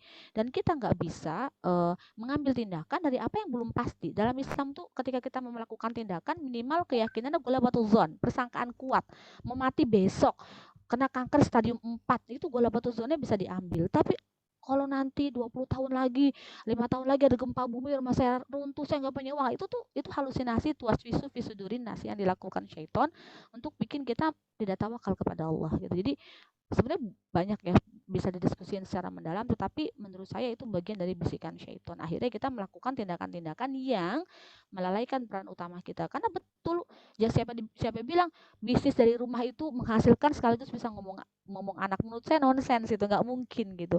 Kalau anak-anaknya masih yang toddler yang harus diikutin kemana-mana, mereka belum memayis, ya nggak bisa lah disambi bisnis gitu. Jadi semua ada masanya, setiap kewajiban tuh butuh waktu, butuh konsentrasi, butuh kapasitas dan kapabilitas. Kita nggak bisa sepelein itu. Jadi harus mindfulness, bener-bener ngelakuin itu sesuatu tuh sadar betul bahwa setiap yang kita jalankan sebagai amanah kita itu butuh semua waktu kita, konsentrasi kita, kemampuan kita harus kita kerahkan. Maka gak ada orang yang bisa ngelakuin semuanya barengan. Pasti ada fase-fasenya gitu. Sekarang anaknya masih kecil-kecil, udah fasenya ngurusin dulu. Nanti kan ada fase berikutnya, asal kita punya visi yang jelas, roadmap hidupnya enak, kita nggak akan melenceng gitu. Saya kan nggak ujuk-ujuk S3 juga gitu kan. Ada masa saya juga ngurus anak dulu gitu, lalu baru S3, kayak gitulah gampangnya gitu. Semua ada fasenya, kurang lebih gitu. Baik. Mungkin ada tambahan dari Mbak Sarah atau kita beralih ke pertanyaan selanjutnya. Kalau yang tadi ya Mbak, ya, nambahin sedikit sih ya terkait gimana kalau misalnya suami kita meninggal gitu, kitanya nggak punya skill apa-apa. Nah, yakin aja yang pertama itu bahwa Allah itu ketika menurunkan soal, insya Allah berikut dengan sepaket dengan jawabannya gitu. Jadi tugas kita itu ya nyari jawaban apa sih yang diinginkan Allah dari takdir yang diberikan Allah kepada kita itu gitu. Nah, tugas kita itu yang pertama ya yaitu beriman kepada hari akhir, beriman kepada qada dan qadarnya Allah itu dengan lurus, dengan benar gitu. Jadi ketika Masya Allah nih ya, jadi PR-nya itu ibu-ibu mesti belajar lagi. Ini belajar kepada qada dan qadarnya Allah. Kita itu kan hidup di dunia ini kayak apa ya, kayak dulu tuh ada lagu tuh, dunia ini panggung sandiwara gitu. Ya suka-sukanya Allah aja gitu, ngasih soal yang mana gitu. Kita itu artisnya, aktornya gitu di panggung dunia ini. Nah, tugas kita ya menjalankan skenario-nya Allah aja gitu. Jadi kalau Allah kasih skenario A, misalnya qadarullah suami kita meninggal duluan ya udah gitu, mau nggak mau ya harus siap dengan takdir Allah tersebut. Nah, gimana nanti ke depannya ketika kita sudah terima takdirnya Allah itu, insya Allah Allah akan bukakan jalan-jalannya nanti untuk misalnya menafkahi diri kita pribadi, anak-anak dan sebagainya. Insya Allah akan ada jalannya gitu. Allah pasti kasih jalan keluar sepaket dengan persoalannya. Seperti itu sih Mbak. Baik, Masya Allah ya tadi melawan rasa ketidakpercayaan diri adalah justru dengan meletakkan percaya, termasuk percaya kepada tadi ya takdir Allah, kemudian masa depan itu digenggam sama Allah dan seterusnya. Mudah-mudahan tadi memberikan jawaban untuk Mbak Nisa. Nah, kita akan beralih lagi nih Ustazah. Kita ada yang mau, udah ada yang antri juga nih Resen. Waktu kita masih ada sekitar berapa menit nih? Mungkin satu lagi yang raise hand, silakan. Yang tadi udah antri duluan, Mbak Hauli. Assalamualaikum warahmatullahi wabarakatuh. Waalaikumsalam warahmatullahi wabarakatuh. Oke, agak ribut lagi di rumah sakit. Pindah dulu. Ustazah izin sama Mbak Juli ya, alhamdulillah akhirnya ketemu juga. Yang ingin saya tanyakan gini Ustazah sama Mbak Juli, saya seorang ibu pekerja ya, yang ingin saya tanyakan itu bagaimana bisa seimbang berperan gitu ya di ranah domestik sama ranah publik, dan bagaimana biar mudah taat kepada suami dan taat pada pimpinan gitu. Terima kasih Ustazah sama Mbak Juli. Assalamualaikum warahmatullahi wabarakatuh. Waalaikumsalam warahmatullahi wabarakatuh. Silakan Ustazah Metin ya, kayaknya spesifik karena ada pimpinan-pimpinannya. Karena Ibu Ranah bekerja di publik. Silakan Ustazah. Betul. Saya terus terang konsep tawazun ya, konsep seimbang yang benar itu bukan berarti semuanya harus 50%, 50%. Yang dimaksud seimbang itu kita menjalankan peran sesuai porsi yang Allah minta, begitu. Karena ada kalanya porsi A lebih besar daripada porsi B, ada kalanya porsi kita sebagai ibu akan mengalahkan porsi kita sebagai pekerja misalnya gitu. Jadi misalnya kalau anak sakit kita nggak masuk kerja, kita kan pasti akan minta izin kan sama pimpinan kita, maaf saya nggak bisa masuk karena anak saya sakit. Itu kan bicara porsi gitu. Jadi kayak saya sekarang nih di kampus karena saya LDM sama suami, saya masih punya twins yang usianya 3 tahun gitu. Saya sudah bilang saya tidak mau diberi jabatan apapun. Saya bilang saya hanya mau ngajar sama ya tridharma, penelitian, pengabdian itu udah satu paket lah ya. Tapi saya nggak mau dikasih peran apapun yang melebihi itu karena saya tahu kapasitas saya saat ini. Saya tahu bahwa fokus saya sedang harus banyak kepada anak-anak saya karena saya nggak punya sparring partner yang bisa berbagi peran. Jadi mulai dari nganter jemput gitu ya sampai ngurus ketika sakit, sampai dari mulai teknis sampai strategis, secara otomatis person in charge-nya jadi saya gitu di hari-hari gitu kan, dan itu sudah kami pertimbangkan dengan sangat mendalam. Sehingga kalau menurut saya kenali porsi dari setiap peran kita gitu. Kalau kita sudah memutuskan menjadi ibu bekerja, maka kita evaluasi, kita secara jujur mengevaluasi apakah peran sebagai ibu bekerja itu mereduksi peran-peran lain atau kita berhasil menjalankannya sesuai dengan porsi itu. Nah, rapotnya yang tahu kita sendiri gitu karena masing-masing orang kan kadang beda-beda ya. Misalnya Bu Kauli anaknya sudah remaja, ya nggak ada masalah gitu. Remaja kan dia nggak butuh kita setiap saat, dia hanya butuh pas dia pulang ada kita, pasti ada masalah bondingnya kejaga, kita saling mencintai, hati kita terpaut gitu kan, misalnya begitu. Atau kalau lagi ada masalah gitu, bener banget saya sepakat kata Mbak Sarah, semua tuh butuh ilmu. Parenting itu luar biasa. Kalau ada pekerjaan paling sulit di dunia, saya harus spill parenting adalah yang tersulit salah satunya. Kenapa? Karena kita menghadapi anak manusia yang mereka selalu punya pemikiran-pemikiran tambahan, punya daya imajinasi yang luar biasa, pengaruh yang luar biasa. Dan kita udah dikasih start sama Allah jauh lebih lama dibandingkan pengaruh-pengaruh di luar sana. Harusnya kita menang. Kalau kita kalah berarti ada peran yang nggak seharusnya, ada porsi yang belum tepat gitu. Kalau saya ngeliatnya gitu. Yang kedua, bagaimana cara taat kepada suami? Taat itu defaultnya seorang istri. Selama tidak dalam maksiat kepada Allah. La ta'ata li makhluqin fi ma'siyati khaliqin. Tidak ada taat kepada makhluk kalau itu maksiat kepada Allah. Selain itu harus taat. Kalau kata suami jangan pakai baju merah, ya nggak usah dipakai, nggak ada masalah. Bahkan dalam hal keputusan-keputusan strategis kita bisa diajak diskusi, tapi keputusan tetap harus keluar dari suami. Tinggal nanti bagaimana membangun komunikasi dan sinerginya gitu ya, itu yang dibangun. Tapi bahwa kepemimpinan itu tetap harus ada di tangan suami. Nggak ada hubungan sama siapa yang lebih besar gajinya, nggak ada hubungan dia punya skill memimpin atau tidak, karena kita bisa bikin kondisi suami bisa jadi pemimpin yang ideal. Kayak LDM-nya saya, anak-anak saya bahkan mereka bisa bertanding merakit main catur online. Jadi suami saya main catur online, caturnya beneran ada. Atau kayak misalnya kemarin anak saya berdua lomba apa, atau ketika pergi kemana ya izinnya sama suami. Jadi walaupun suami di luar negeri, kepemimpinan dia nggak hilang di dalam rumah. Itu contoh bahwa kita sadar betul kita adalah orang yang dipimpin, maka mudahkan suami kita masuk surganya Allah. Jangan ngeyel untuk dipimpin, tapi kita bisa kasih masukan, karena nggak semua pemimpin itu terlahir sebagai pemimpin ya kan. Ada yang dia memang sebenarnya nggak punya itu, dan kita berarti harus support mana bagian-bagian yang kurang kita tutupin, mana bagian-bagian yang masih belum sempurna kita bantu menyempurnakannya. Seningnya begitu deh. Tapi bahwa dia sebagai pemimpin itu sudah default yang Allah kasih bagi suami terhadap istrinya dan anak-anaknya di rumah tangga. Jadi perlu kelegoan, perlu rendah hati ya, kita perlu suportif gitu. Jadi bukan lagi saingan siapa yang paling berpengaruh di rumah, bukan masalah itu, tapi bagaimana membawa kita dan anak-anak itu menjadi bagian dari khairu ummah yang akan masuk surga bareng-bareng. Nggak cuma keluarga yang solihah aja, karena kalau cuma jadi keluarga yang solih susah banget. Anak-anak kita kan bukan makhluk asosial, mereka juga keluar, maka harus berpikir jadi keluarga khairu ummah gitu, yang bisa bikin impact kepada umat juga. Kalau nggak ada impact ke umat, seberapapun hebatnya kita mendidik keluarga, menurut saya belum jadi apa-apa. Karena misi kita di muka bumi ini kan jadi khalifah fil ard ya. Berarti kan yang diukur adalah seberapa bermanfaat dan amal soleh kita yang kita bisa berikan juga kepada umat dari peran-peran domestik dan publik kita. Saya rasa gitu mungkin.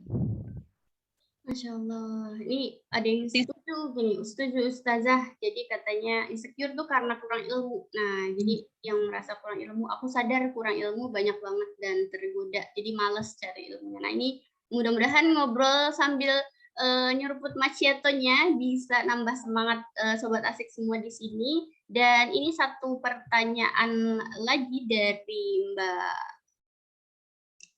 Salma. Siapa duluan ini ya?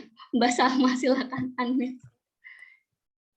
Masih ready? Nah, silakan Mbak Salma.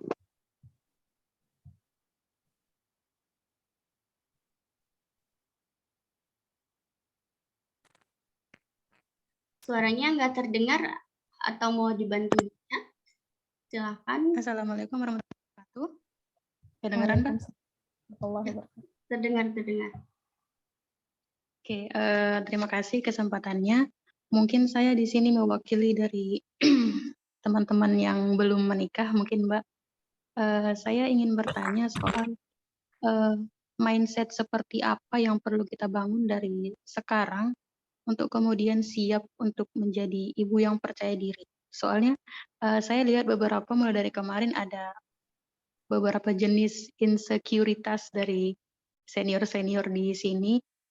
Jadi memungkinkan adanya ketakutan berlebih atau gimana untuk nanti kemudian menjadi ibu. Jadi kira-kira mindset seperti apa yang perlu kita bangun sebagai perempuan yang belum menikah, yang insya Allah kemudian akan menjadi ibu. Seperti itu, Mbak. Terima kasih. Oke, terima kasih Mbak Salma. Masya Allah, ini kita apresiasi ya keinginan kuatnya untuk belajar Mbak Salma, dan pertanyaan juga mewakili mungkin pertanyaan sejuta perempuan di sini. Silahkan Ustazah dulu atau Mbak Sarah nanti melengkapi. Monggo silahkan. Cocoknya Mbak Sarah kali ya. Mbak Sarah, ya silahkan. Iya baik. Mindset seperti apa? Kalau menurut saya itu mindset bahwasanya menjadi ibu itu mulia, Masya Allah. Jadi perasaan insecure itu kan kadang-kadang bisa dipengaruhi sama lingkungan juga ya kita. Nah, ketika kita berada di lingkungan yang tidak mendukung, suka menjatuhkan, ya udah tinggalin aja pelan-pelan lingkungan yang seperti itu. Atau kadang-kadang kita juga merasa insecure karena sering gagal atau nyoba salah lagi. Nah, kalau kita seperti itu ya coba baca kisah-kisah dari orang-orang yang pernah gagal gitu. Kita harus yakin bahwasanya setelah kesulitan itu pasti ada kemudahan.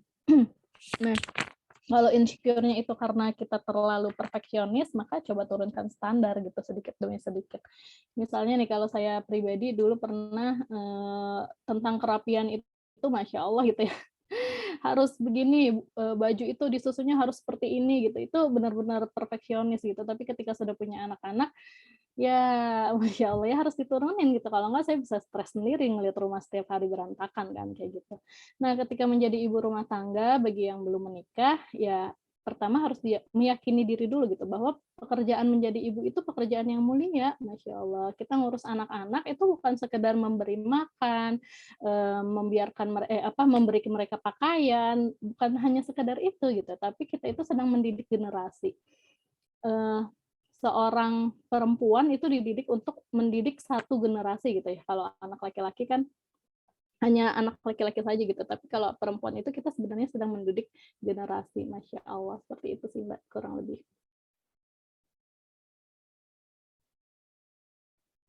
Oke, baik, terima kasih Mbak Sarah. Berarti harus muncul kebanggaannya dulu ya, dan kita tahu bahwa pekerjaan atau amanah sebagai ibu rumah tangga itu akadnya langsung dari Allah gitu. Jadi mudah-mudahan mindset awalnya juga sudah sesuatu yang mulia, bukan pilihan terakhir gitu, tapi justru adalah amanah utama kita.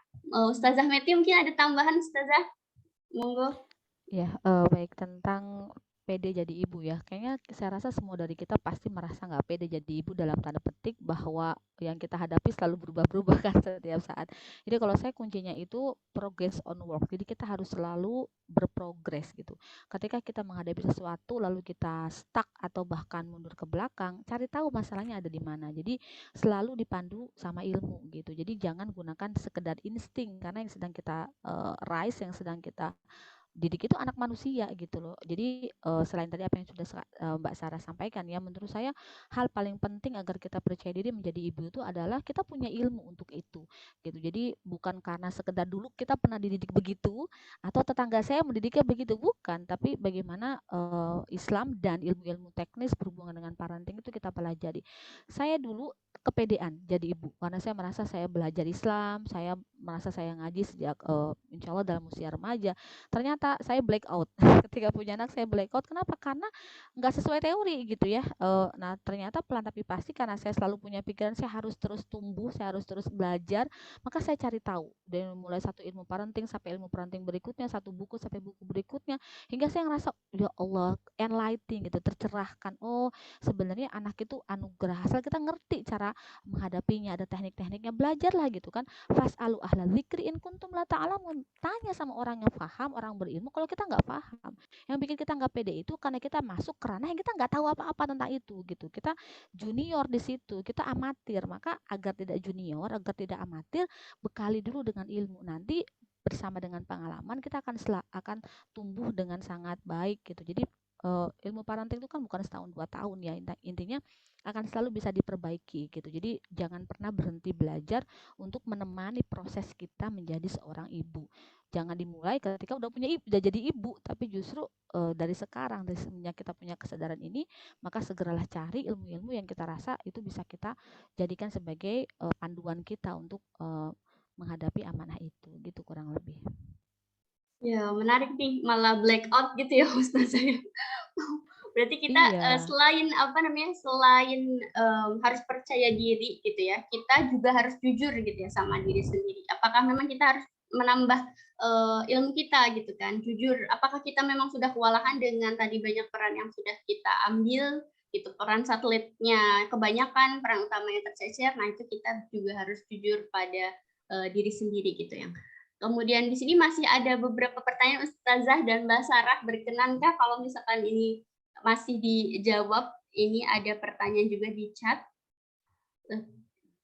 terkait tadi lumayan panjang dari Mbak Octavia. Mohon share pengalamannya nih Ustazah Meti, bagaimana cara mengelola waktu. Nah ini mungkin penting juga bagi kita ya Ustazah, untuk berkarya sebagai dosen dengan 7 orang anak gitu, dan beliau ini Mbak Octavia ini adalah working mom dengan 1 orang anak aja merasa kewalahan dengan pembagian waktunya karena tidak ada kadang sampai malam. Apakah memang perlu dibantu oleh support system seperti ART atau bagaimana Ustazah? Ya sangat perlu ya, harus punya super tim. Jadi karena kita nggak bisa melakukan semuanya sendirian gitu. Kalau saya lagi ngajar kan nggak mungkin saya bawa anak, yang ada saya jadi ngasuh anak di kampus kan gitu ya. Nah termasuk memutuskan kapan kita mulai masuk lagi ngajar atau deal-deal yang kita lakukan, saya rasa itu penting. Saya sebenarnya punya sih materi sendiri tentang mengatur waktu karena itu di breakdown. Sebenarnya ngisi waktu itu hanya di breakdown dari paradigma kita. Jadi yang paling penting itu sebenarnya lebih ke paradigma kita tentang kita ini mau apa gitu loh, mau jadi apa, mau berperan di sektor apa, itu nanti ke breakdownnya di situ. Jadi menurut saya determinasi seseorang terhadap waktunya itu akan mencerminkan kualitas dirinya nanti gitu, dan kualitas dirinya saat ini. Jadi saya memutuskan sekarang menerima tawaran ibu-ibu asik untuk diskusi karena saya tahu saya akan dapat banyak manfaat. Saya ketemu Mbak Sarah, saya ketemu teman-teman yang luar biasa, maka saya isi waktunya di situ. Jadi bukan cuma sekedar dari jam sekian sampai sekian ada kegiatan, enggak cuma itu. Tetapi saya sadar betul saya ini siapa, perannya apa, maka saya mengisi waktu itu sehingga saya merasa hidup tuh selalu sadar gitu loh. Saya buka HP, kenapa saya memutuskan scrolling dan kapan saya berhenti, itu harus mindfulness gitu. Karena saya tahu besok saya harus kegiatan ini, maka saya berhenti. Nah, ketika anak saya menangis saya harus apa. Jadi kalau menurut saya mengisi waktu itu adalah determinasi dari pemahaman hidup kita, dari goal setting kita gitu, dari banyak hal yang nanti cuma tinggal di plotting aja di waktu gitu. Sama tadi kalau kata Mbak Sarah, misalnya tadi terlalu perfeksionis, waduh kalau perfeksionis dalam hal beres-beres beneran itu langsung kalau bahasa Jawa kasarnya pecah ndase gitu ya. Semua harus tertata dalam pendapatnya. Saya pernah dicurhatin seorang ibu yang suaminya tuh OCD, sangat perfeksionis dalam masalah kerapihan, dia sampai stres banget, dan saya rasa itu harus dikomunikasikan karena bukan itu yang paling utama dalam pengasuhan anak, saya bilang. Jadi kita harus tahu betul mana main course-nya, mana yang bukan, bahasa sederhananya kok orang makan gitu ya, mana yang menu utama, mana yang sebenarnya dia hanya dessert gitu loh. Nah, hidup juga gitu, mana yang utama, mana yang enggak. Jadi waktu itu ngisinya sebenarnya menurut saya hanya cerminan dari goals hidup yang kita punya sih gitu. Jadi ngisinya ya mungkin template di saya nggak cocok buat di teman-teman gitu kan, beda juga goalsnya kan yang dimauin gitu. Paling saya bisa ngasih contoh, tapi menurut saya kita harus punya sendiri karena kita kan punya determinasi sendiri yang beda-beda gitu. Kayaknya gitu sih kali ya. Baik, Ustazah, tadi ya, perlu super tim juga dan itu harus diobrolin bareng lagi sama keluarga. Ada tambahan mungkin dari Mbak Sarah? Sekaligus mungkin tadi tips-tipsnya, ada manajemen waktu juga tadi disebutkan dalam pertanyaan, mungkin. Kalau secara teknis sih, kalau saya pribadi ya Mbak ya, saya itu bikin to-do list Mbak gitu. Jadi to-do list untuk harian itu seperti apa, to-do list untuk mingguan atau bulanan itu sudah tergambarkan gitu. Jadi setiap waktu dalam setiap hari itu sudah tahu gitu loh, udah dari kemarin malamnya gitu ya, udah terpikirkan, oh besok tuh saya harus begini, begini, begini, begini. Jadi tek tek tek gitu lah, pas harinya itu tek tek tek. Jadi nggak ada tuh waktu untuk bengong-bengong sekarang ngapain ya gitu, tuh nggak ada gitu. Jadi benar-benar sudah tahu gitu harus ngisi agendanya tuh dengan apa dan apa. Dan biasanya agar agenda-agenda yang kecil itu bisa ikut masuk, kita itu tempatin agenda-agenda besarnya dulu gitu. Jadi ibaratnya kita masukin batu ke toples, jangan kerikil-kerikilnya dulu yang dimasukin gitu, jangan pasir dulu, nanti batu yang besarnya nggak muat. Tapi kita masukin dulu batu yang besarnya, baru kerikil-kerikilnya, baru pasir-pasirnya, baru air, nanti semuanya ikut masuk ke dalam toples itu.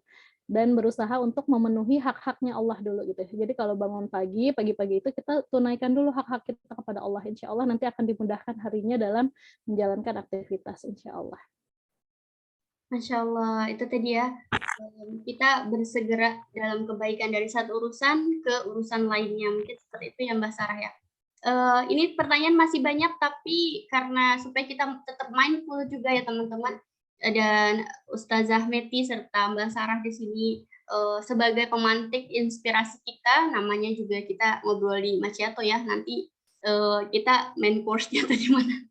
Main course-nya nanti mudah-mudahan bisa kita godok bareng, kita ngobrol bareng lagi lebih lanjut, dan mungkin sebelum terakhir kita tutup, teman-teman pengen banget denger pesan-pesan mungkin ya, atau ya kalau tips kayaknya shortcut banget, tapi mungkin hikmah-hikmah yang ingin dibagikan sama Mbak Sarah dan Ustazah Meti buat para sobat asik di sini, ibu-ibu yang rata-rata Masya Allah gitu ya, mau menyempatkan diri juga untuk hadir pada siang hari ini.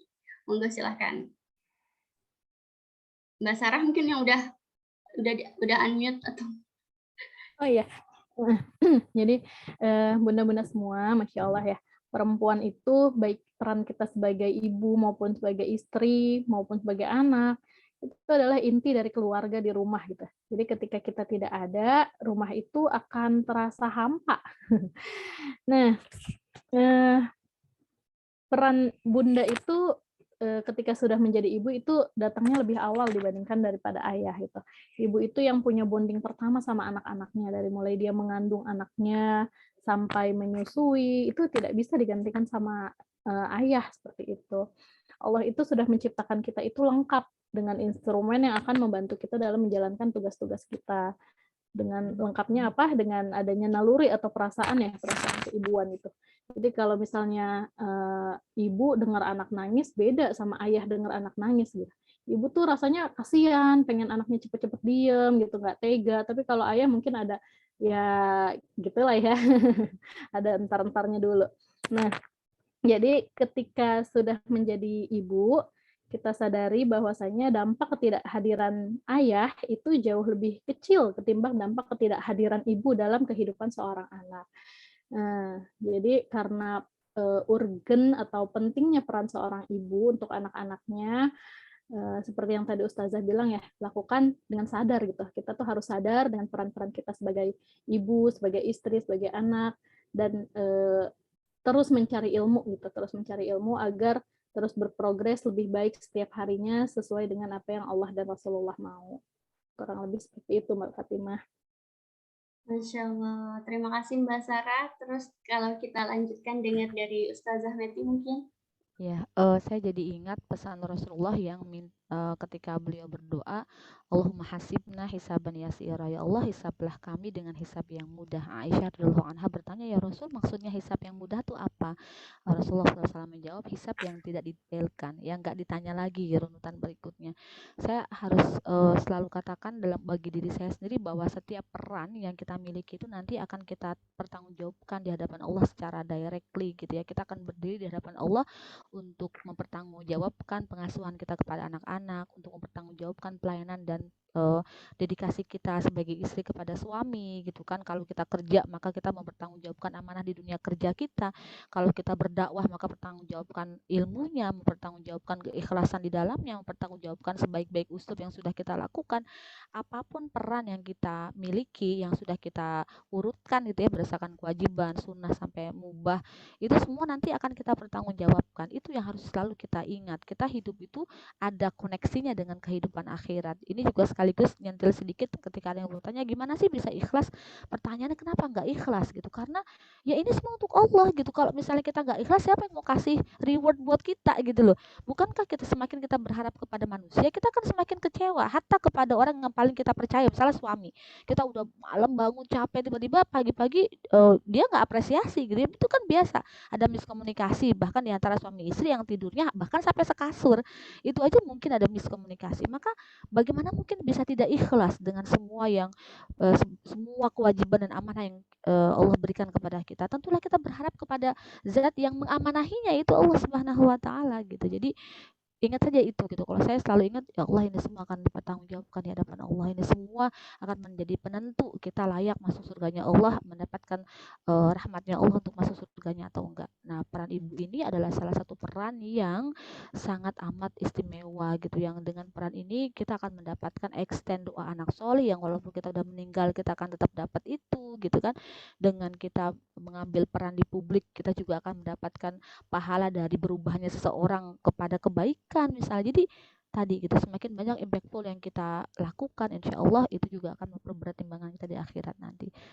Jadi mungkin itu motivasi terbesar yang harus selalu kita tanam dalam diri kita karena kita sedang mempersiapkan kehidupan akhirat kita. Gitu kira-kira.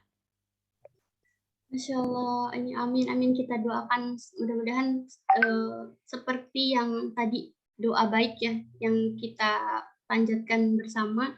Dan seperti tadi Ustazah Meti juga katakan bahwa setiap segala sesuatu yang kita lakukan itu harus mindful. Nah ini juga di Maciato ini mengundang Mbak Sarah, Ustazah Meti, itu juga kita berharapnya kita di sini ke depannya nanti bisa berkolaborasi bersama lagi gitu kan ya.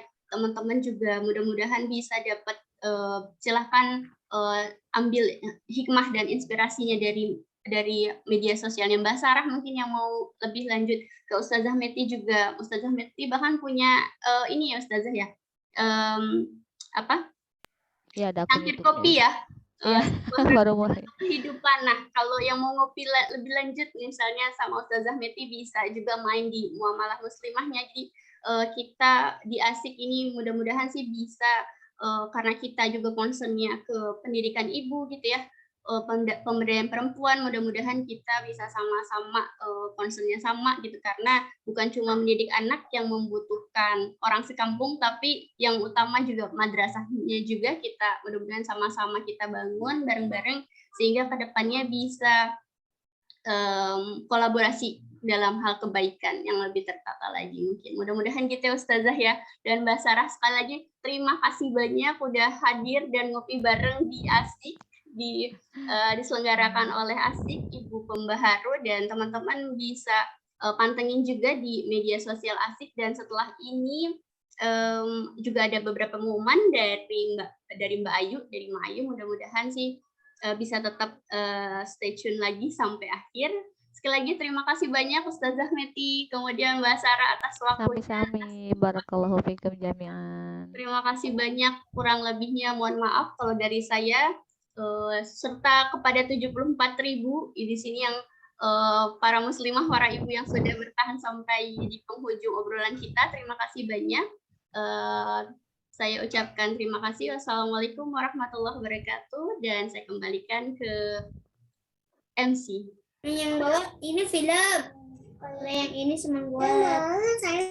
Yang ini yang kayak mainan. Oke, baik.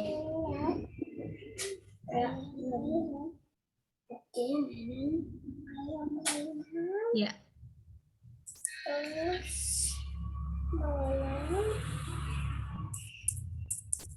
Oke, baik. Terima kasih banyak kepada para narasumber, Ustazah Meti, Mbak Sarah, dan juga moderator kita, Mbak Fatimah.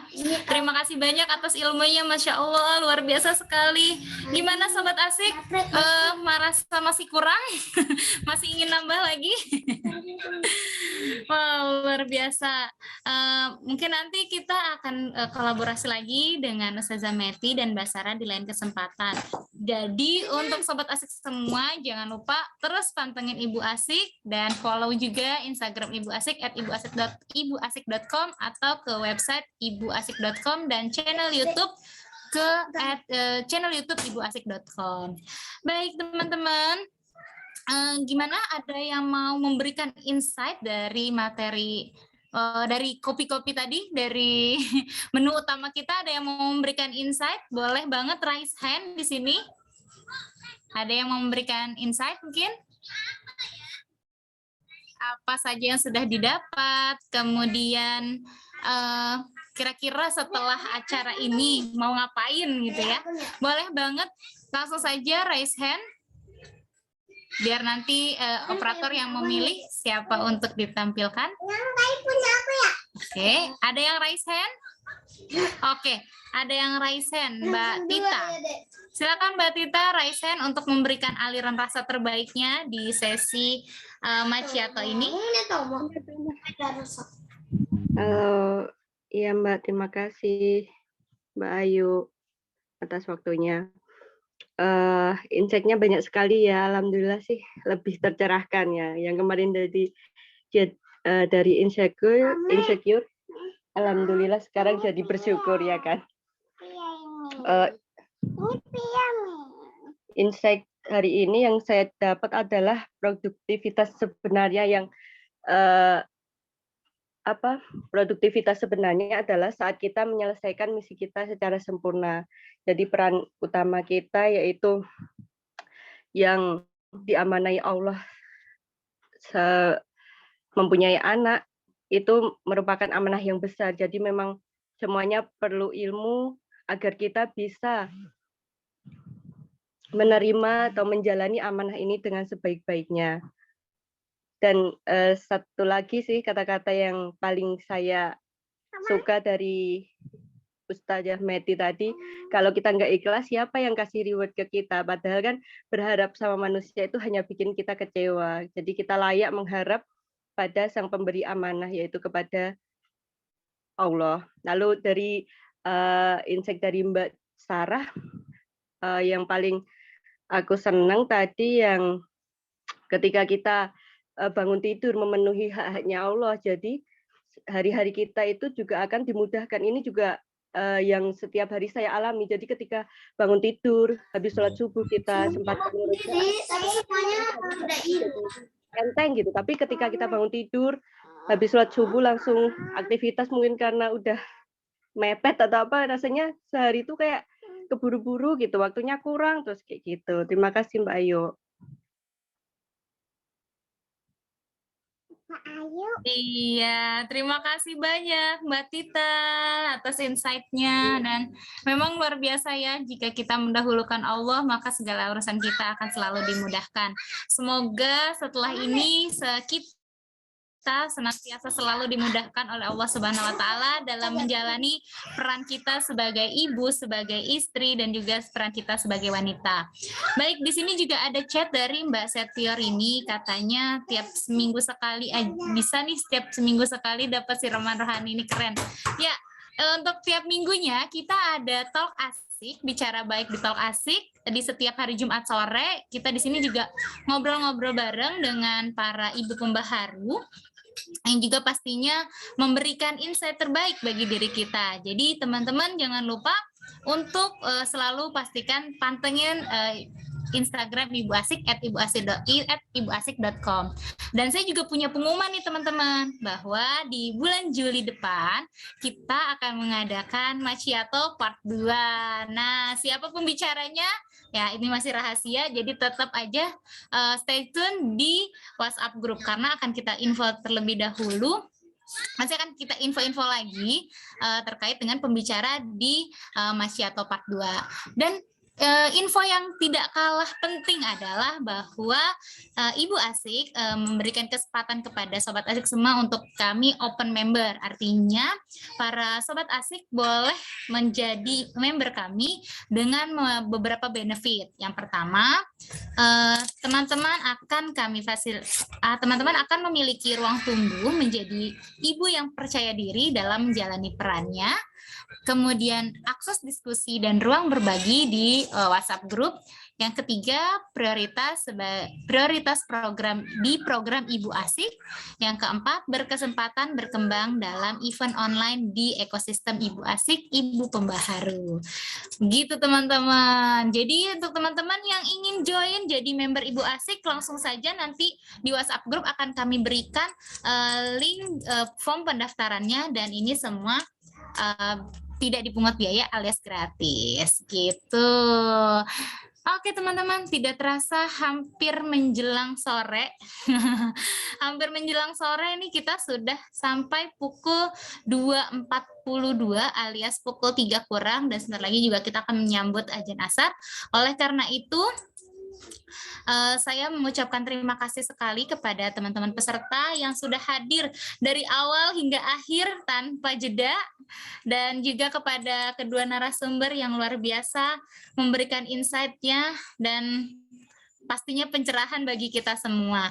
Dan kita akan jumpa lagi di bulan depan, di bulan Juli pastinya di Macchiato Part 2, dan yang pasti dengan pembicara yang tidak kalah keren. Dan jangan lupa kita juga ada hadirnya Talk Asik, bicara baik di Talk Asik di hari Jumat sore. Jadi ibu diasikin aja. Saya Ayu pamit undur diri. Wassalamualaikum warahmatullahi wabarakatuh. Sampai jumpa. Waalaikumsalam warahmatullahi wabarakatuh. Saya juga pamit ya. Silakan Ustazah, terima kasih banyak. Semuanya. Terima kasih semuanya. Ya, terima kasih. Kamu juga udah nih, Bu. Selamat